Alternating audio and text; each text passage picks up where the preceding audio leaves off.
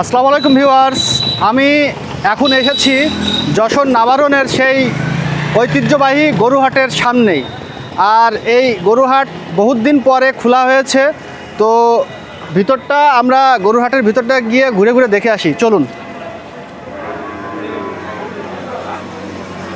আসসালামু আলাইকুম ভাই। ওয়ালাইকুম সালাম। বাসা কোথায় আপনার ভাই? লক্ষণপুর। লক্ষণপুর। জি।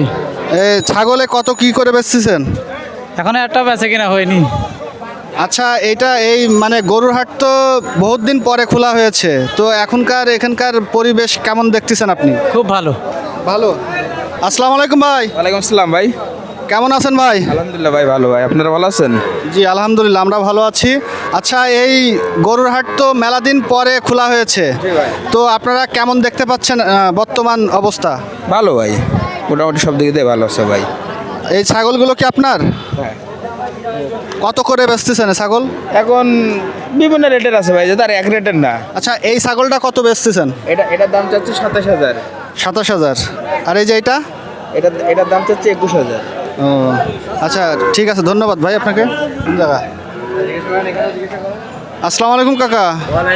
কাকা, এই যশোর নাবারণের যে গরুরহাট দীর্ঘদিন তো বন্ধ ছিল, তো বন্ধ থাকার পরে এখন আপনাদের এই যে গরুরহাট আবার চালু হয়েছে পুনরায়, তো কেমন ফিল করতেছেন আপনি? আগের ছাড়া অনেক ভালো, অনেকে ভালো।